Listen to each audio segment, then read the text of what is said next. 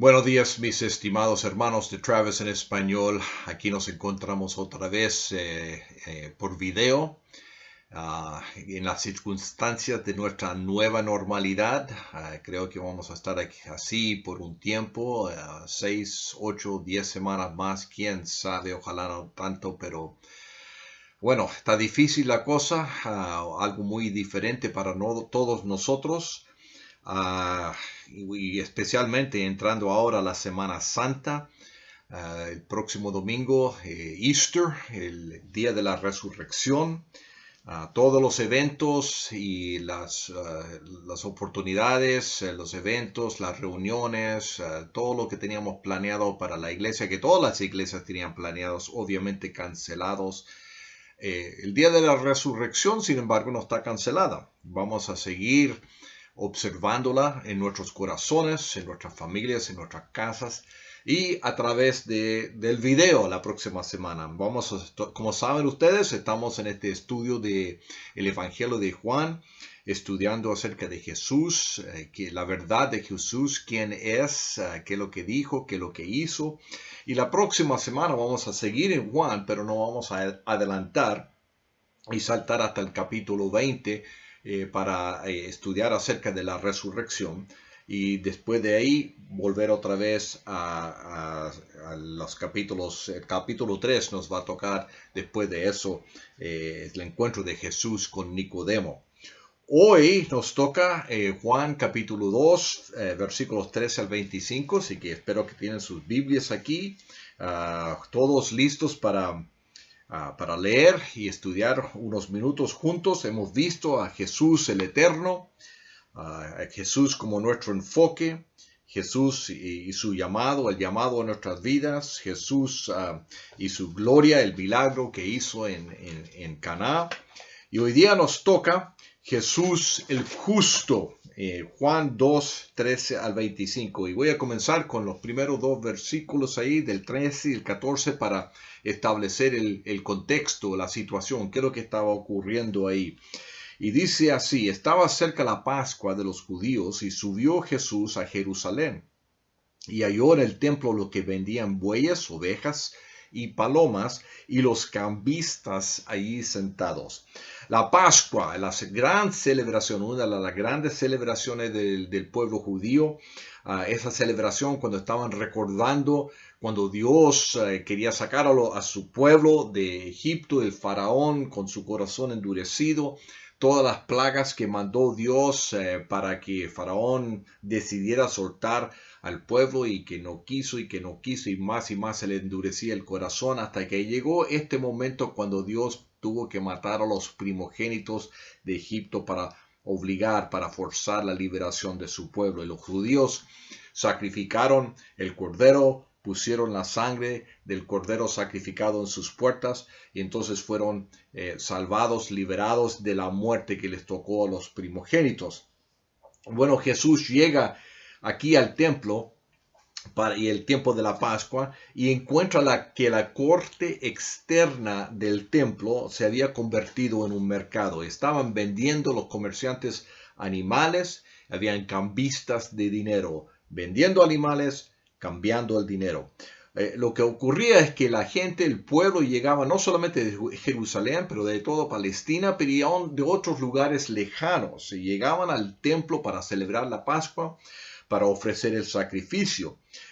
Y especialmente si venían de lugares lejanos, habían viajado de otros países, tenían que comprar un animal para hacer el sacrificio. O muchas veces lo que ocurría es que traían un animal, pero los líderes veían el animal y lo descalificaban. Decían: no, aquí está con defecto, tienes que comprar otro acá. Entonces iban y compraban un animal nuevo, un animal perfecto, a un precio exorbitante. Algunos también venían con ofrendas de dinero. pero venían de lejos, venían con monedas extranjeras y tenían que cambiarlas para tener la cantidad correcta o el tipo de moneda correcto.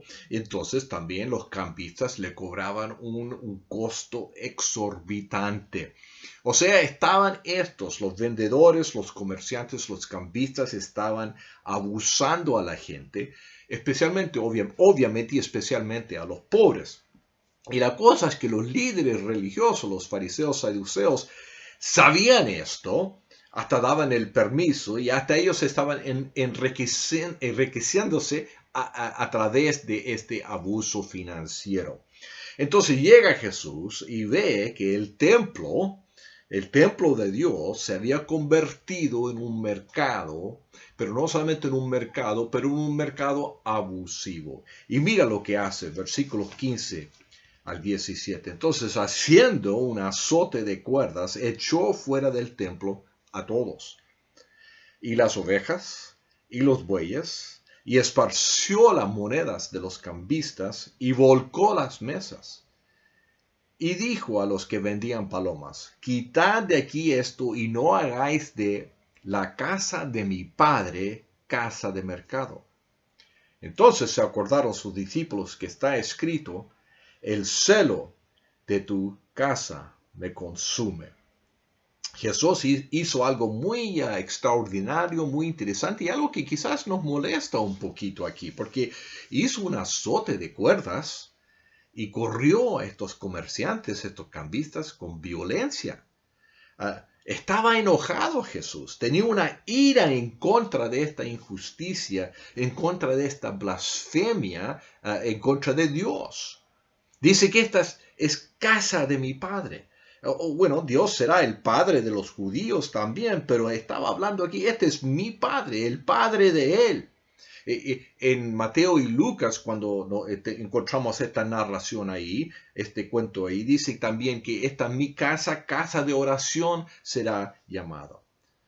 Entonces los discípulos se acuerdan de un salmo, de Salmo 69:9. Celo de tu casa me consume. Es un salmo de David, cuando David estaba siendo perseguido, atacado por sus enemigos, y él había demostrado también un celo para el templo de Dios. Y estaban tomando ese salmo, esa cita de David, y lo estaban aplicando a Jesús. Es sería un salmo mesiánico que lo estaban aplicando a él. Pero ¿por qué esta reacción de Jesús? ¿Por qué se enojó tanto? Bueno, hay que recordar que el tabernáculo, en el Antiguo Testamento, el tabernáculo, y después del tabernáculo cuando construyeron el templo, era el lugar donde moraba Dios. Ahora los judíos sabían, y nosotros sabemos, que Dios no estaba limitado al templo, pero era un lugar especial que Dios había establecido donde se encontraba Él con su pueblo. Era el lugar establecido especial para los sacrificios, para la alabanza. Dios no estaba limitado al templo, pero ahí es donde se encontraba y ahí es donde se cumplía con los sacrificios, la alabanza, la adoración de Dios. Y estos comerciantes, estos mercadistas, estos cambistas y los líderes religiosos habían abusado de lo que Dios había establecido. ¿Qué es lo que vemos en este pasaje? Miren, vemos varias cosas aquí muy interesantes. Primero vemos, estamos hablando aquí en este estudio de Juan, de Jesús, el Jesús verdadero. ¿Quién es Jesús? ¿Y qué es lo que hizo? ¿Qué es lo que dijo verdaderamente? Bueno, aquí encontramos las emociones reales e intensas y verdaderas de Jesús. Era un hombre con emociones y las emociones son legítimas. Tenemos que acordarnos de eso. ¿Cuándo son pecados las emociones y los sentimientos y cuándo no lo son? Bueno, muchas personas, yo he encontrado que muchas personas creen que todas las emociones son pecaminosas. Y ese es un extremo, pero algunos dicen, bueno, hay emociones que son pecados y otras emociones que no son pecados. Bueno, Jesús experimentó todas las emociones. La Biblia habla que Dios es un Dios también de emociones. Todo depende de la fuente de la emoción y a qué se dirigen las emociones y cómo se usan estos sentimientos. Por ejemplo, aquí mismo, este es un buen ejemplo. Jesús sintió ira y enojo. ¿Es la ira y el enojo?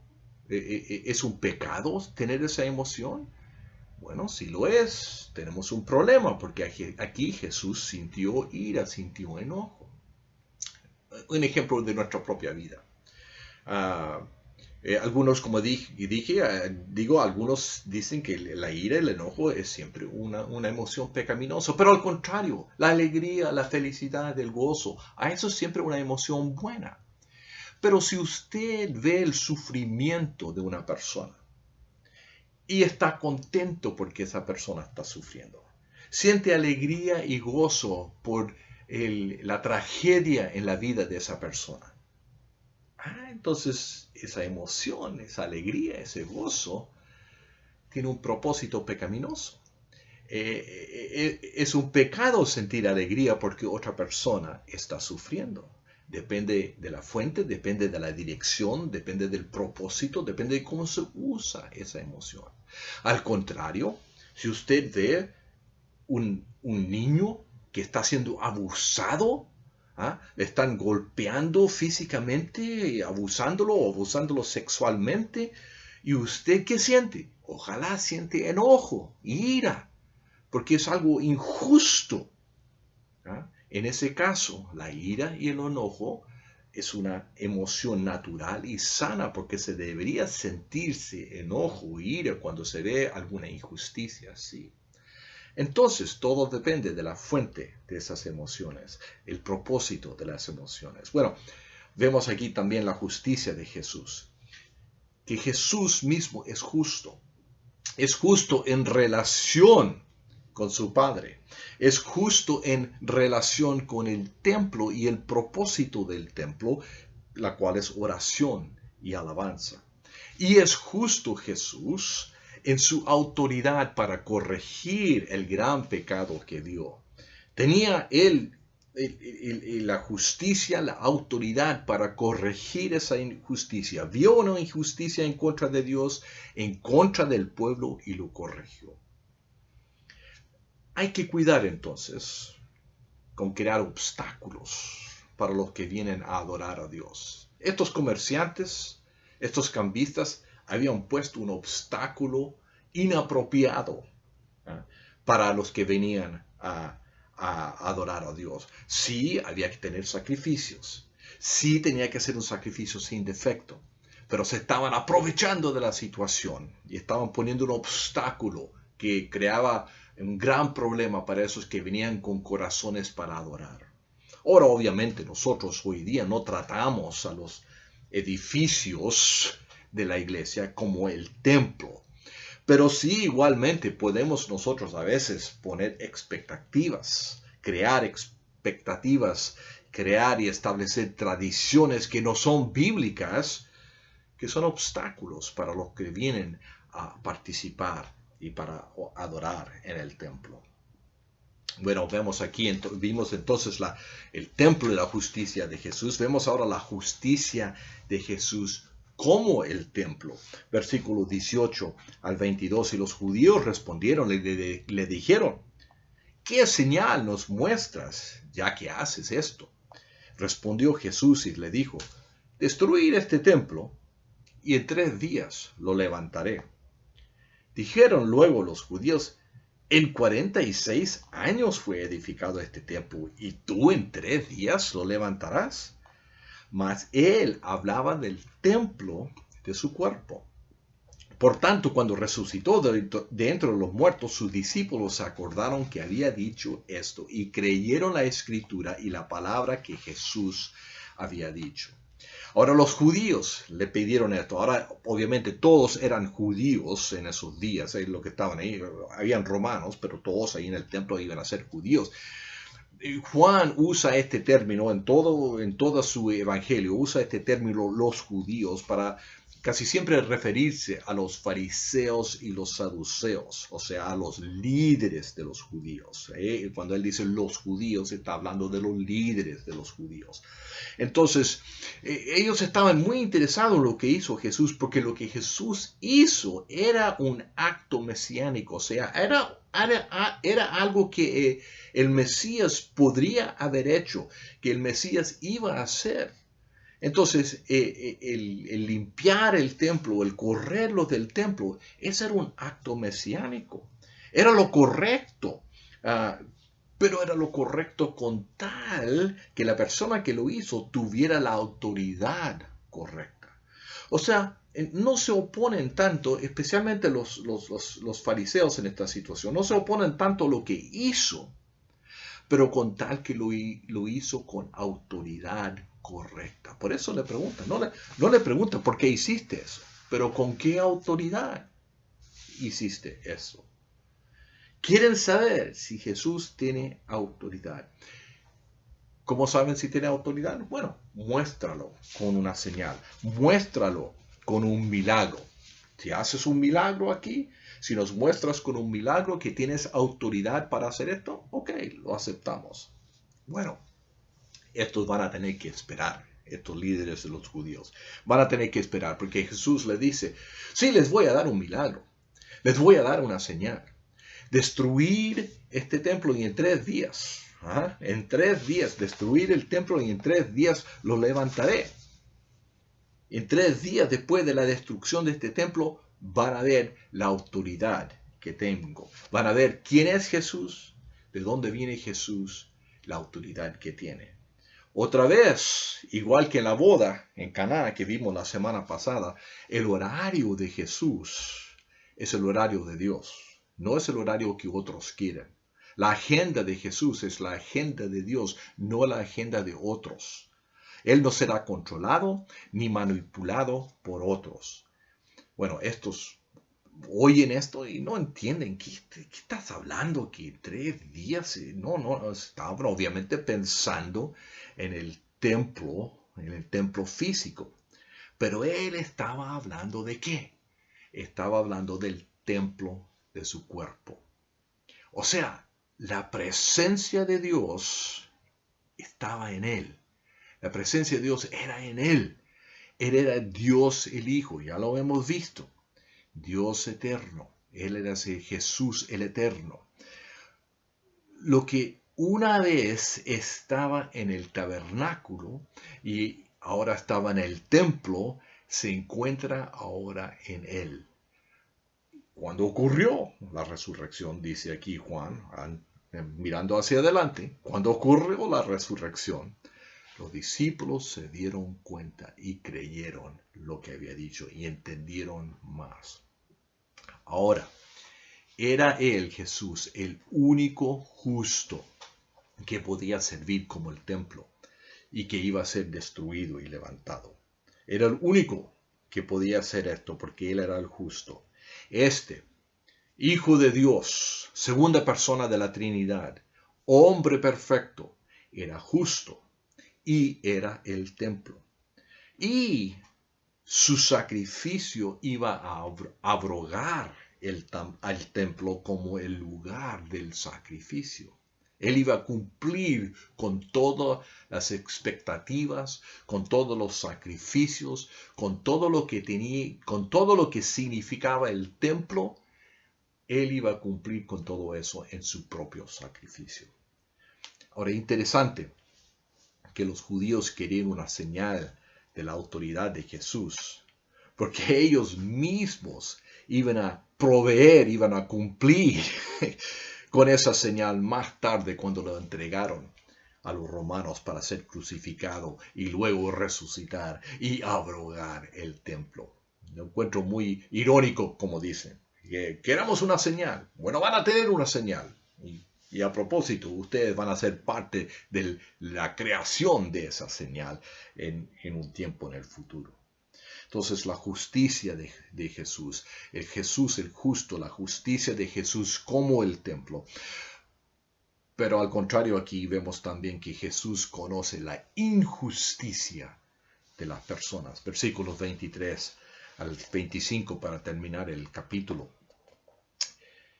Cuando en Jerusalén, en la fiesta de la Pascua, muchos creyeron en su nombre, viendo las señales que hacía. O sea, hacía señales. No hizo una señal a la demanda de los judíos, pero él hizo algunos milagros durante esta semana, hizo señales.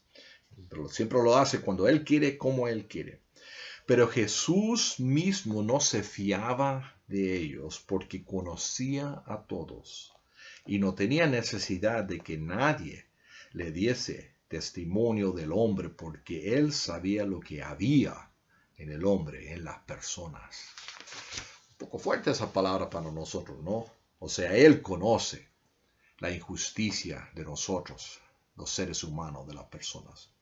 Muchos estaban en Jerusalén, muchos vieron lo que hizo, muchos creyeron, dice. Y Juan, ya lo hemos visto un poquito, lo vamos a ver en nuestro estudio por todo Juan, que muchas veces él habla mucho de los que creyeron y que creyeron. Y siempre hay estos niveles, estos pasos en creer. Casi siempre creen algo, pero no creen completamente, porque no entienden completamente. Algunos creyeron, muchos creyeron. Pero sin embargo, Jesús sabía que muchos de estos creían, creían por conveniencia, creían por los milagros nomás. O sea, no eran realmente confiables. Decían yo creo, pero crees hoy día, pero mañana vas a querer un milagro. En el futuro vas a estar gritando, crucifícalo. Sabía lo que existía en el hombre, en el ser humano. Injusticia. Jesús busca confianza, busca creencia y fe, busca la fe verdadera, no una fe de conveniencia, no una fe motivada por lo espectacular. Y eso lo vemos, lo hemos visto por toda la historia, pero lo vemos desafortunadamente hoy día. Creemos si vemos algo espectacular, pero la realidad de Jesús, la realidad de lo que es Dios y cómo obra Dios, es 99.9% en la vida cotidiana, aún en el medio de nuestras tribulaciones y nuestras dificultades. La pregunta que debemos hacernos a veces, y yo tengo que hacer, es: ¿cuántas veces creemos por conveniencia? ¿Cuántas veces creemos pero solamente lo que nos conviene? Y la realidad es que todos los hacemos de vez en cuando. Y no estoy hablando de creer por ser salvos, pero aún como cristianos a veces leemos la Biblia y esto me conviene y esto no me conviene y me gusta esto y no me gusta esto. Y escogimos lo que queremos creer, lo que queremos obedecer. Bueno, ¿qué podemos aprender de todo esto? De la justicia de Jesús el justo, de esto que Jesús es el templo. Él es el justo que pudo hacer el templo. Bueno, 1 Corintios 3:16 dice: ¿no sabéis que sois templo de Dios y que el Espíritu de Dios mora en vosotros? 1 Corintios 6:19 dice: ¿o ignoráis que vuestro cuerpo es templo del Espíritu Santo, el cual está en vosotros, el cual tenéis de Dios y que no sois vuestros? Somos, dice Pablo, el templo de Dios y soy el templo de Dios en el sentido que el Espíritu Santo de Dios mora en cada uno que ha recibido a Jesucristo como Señor, como Salvador. Por lo tanto, nosotros somos el templo del Espíritu Santo. Somos el templo de Dios. El cuerpo unido en Cristo y Cristo en nosotros. Bueno, ¿qué implica? ¿Qué implica todo eso? Primero implica que somos nosotros justos ahora. Somos justificados. Somos santos. Fuimos injustos, éramos injustos, pero por la obra de Cristo, quien sufrió el castigo que nosotros merecemos, Dios nos ha declarado justificados y perdonados. El tabernáculo y el templo era un lugar santo donde moraba Dios. Jesús, como ya vimos aquí, era el justo templo de Dios. Dios mismo era Él. Moraba en Él la plenitud de Dios. Bueno, este justo fue condenado, crucificado, el templo destruido, pero resucitado por nosotros, los injustos, en nuestro lugar. Ahora nosotros somos donde mora Dios por medio de su Espíritu Santo. La justicia de Jesús es ahora, puede ser ahora, nuestra justicia. Y ahora somos el templo de Dios. Por supuesto, respetamos los templos que está ahí en la calle, que está en la esquina, donde nos reunimos todos los domingos. Respetamos esos templos. Pero nosotros somos el templo de Dios, el pueblo de Dios, el cuerpo de Cristo. Número 2, por lo tanto, tenemos la presencia y el poder del Espíritu Santo. Y tenemos toda la presencia y el poder del Espíritu Santo que necesitamos. Pero la pregunta es, ¿tiene Él el todo de mí? Por eso somos mandados a caminar en el Espíritu, rendirnos al Espíritu, ser llenos del Espíritu. No es que necesitamos recibir más del Espíritu Santo, no es que hay otro bautismo del Espíritu Santo, no es que hay otra segunda, tercera, cuarta experiencia del Espíritu. Tenemos todo del Espíritu Santo que necesitamos. Ahora, Él necesita el todo de mí. Y cuando me rindo a Él y camino en Él y según el Espíritu Santo, soy lleno del Espíritu Santo. Y esto casi siempre es, y aquí está la parte difícil, casi siempre es por negarme a mí mismo. Negar lo que yo quiero, negar lo que yo pienso. ¿Ya? Así, cuando me niego a mí mismo y me rindo al Espíritu Santo, Él puede llenarme y obrar en medio de mí y de ti. Tenemos toda la presencia y el poder del Espíritu Santo que necesitamos, pero la pregunta es, ¿tiene Él el todo de mí? Entonces, número 3, la tercera aplicación. La vida cristiana se trata ambos de un individualismo y un corporativismo, o familia, comunidad. Es ambos, nosotros como individuos somos cristianos e individuos, pero también somos una familia, una comunidad. Cada individuo, cada uno de nosotros, cada persona tiene que arrepentirse y recibir a Cristo. Cada uno es el templo del Espíritu Santo y debe ser lleno del Espíritu. Pero todos somos el cuerpo y el templo del Espíritu Santo y nos necesitamos unos a los otros como un cuerpo y una comunidad. Y toda comunidad es imperfecta porque está llena de personas imperfectas. Y personas imperfectas como yo y como usted. Somos todos imperfectos. Somos cristianos individuos, pero no existe un cristianismo individualista. Y yo creo que ahora, me parece lo que estoy oyendo, lo que estoy viendo, lo que muchos están comentando, ahora nos estamos dando cuenta, por cierto, cuánto nos echamos de menos, cuánto nos necesitamos unos a los otros. Aún a esos que me caen un poquito mal. Aún a esos que a veces no se portan muy bien, aún a esos que son un poquito diferentes, aún a esos con quienes estoy un poco de desacuerdo de vez en cuando, nos necesitamos unos a los otros porque somos individualmente y como un cuerpo, somos el templo de Dios, el templo del Espíritu Santo. Bueno, siempre termino, como ustedes saben, con una invitación y la oportunidad para usted responder. Primero, para algunos, quizás hay uno escuchando y viendo aquí, que necesita reconocer su propia injusticia. ¿Qué es injusto? A lo mejor es una buena persona. A lo mejor es una de las mejores personas que ha existido. Pero todos, según la Biblia, todos hemos pecado. Todos tenemos algo de injusticia. Somos injustos comparados con Dios.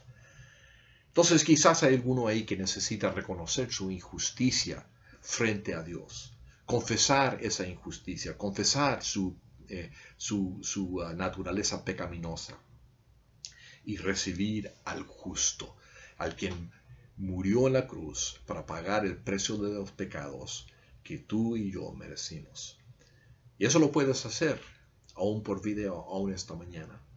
Es simplemente confesar tus pecados, arrepentirte, dar vuelta, voltear de tus pecados y recibir a Jesucristo como Señor y Salvador. Una respuesta número 2, una invitación número 2, un desafío para nosotros que ya hemos recibido a Jesucristo, que somos renacidos, que somos cristianos, que somos discípulos. El desafío es un desafío para toda la vida, es creer. Pero yo creo, pastor, yo ya creo, sí. Pero creer todo esto, creer la Biblia, creer lo que dice, aprender a estudiarla correctamente, aprender a interpretarla correctamente y aplicarlo correctamente, porque hay que hacer eso. Ciertamente, yo oigo muchos por ahí que dicen qué tal de esto, qué tal de eso, y bueno, hay una explicación, pero hay que entenderlo correctamente y aplicarlo correctamente. Pero la motivación debe ser, yo quiero creerlo todo, no de conveniencia, y quiero aplicarlo todo, no solamente de conveniencia. Y número 3, y esto es una invitación que creo que ahora todos, como dije, nos estamos dando cuenta. Debemos comprometernos cada uno al cuerpo de Cristo, al templo de Cristo. Y algún día, en unas semanas o unos meses, quién sabe, vamos a tener la oportunidad de volver juntos otra vez a Travis en Español, o quizás si usted no es miembro de Travis en Español, a su iglesia. Y si no tiene una iglesia donde enseñan la palabra de Dios, donde usted tiene oportunidad para reunirse, le animo que lo encuentre, que encuentre una iglesia donde se enseña la palabra, donde se practica la palabra, donde usted se puede reunir con otros que creen la palabra.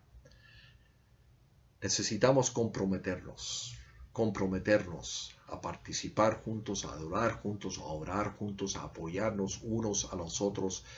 Estamos aprendiendo. Una de las cosas que podemos aprender a través de todo esta coronavirus y todo lo que estamos en la cuarentena que tenemos y estamos apartados, nos estamos dando cuenta que sí, no necesitamos unos a los otros.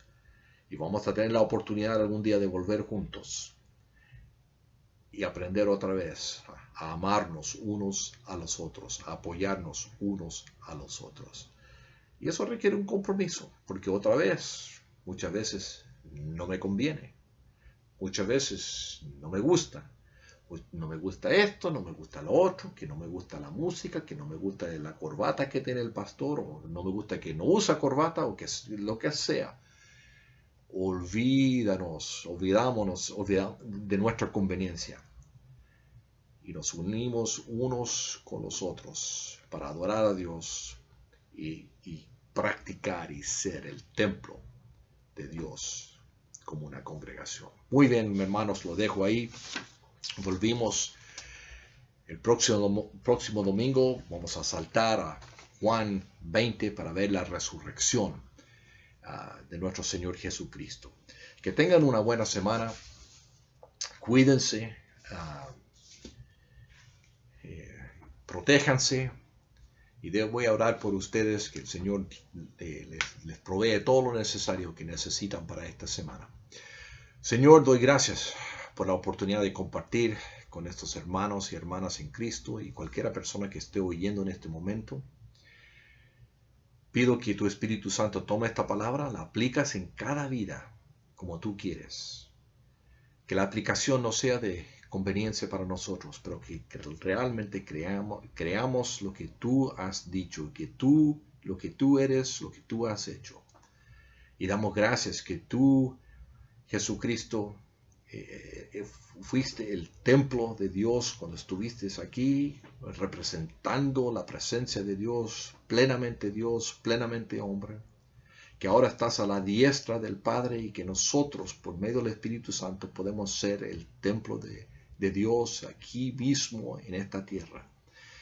Y durante este tiempo, Señor, este tiempo que estamos apartados, que algunos están batallando con falta de trabajo y falta de recursos, y quizás algunos están aburridos o están aislados, ayúdanos, Señor, ayúdame a mí, ayuda a cada uno a confiar en ti, a aprender más y más de depender de ti, de tu provisión, de tu amor, y que cuando volvamos a juntarnos otra vez, que podemos apreciarnos unos a los otros aún más, como hermanos y hermanas en Cristo. Cuida a estos, Señor, protégelos esta semana, en el nombre de Cristo. Amén. Gracias, hermanos. Nos vemos pronto.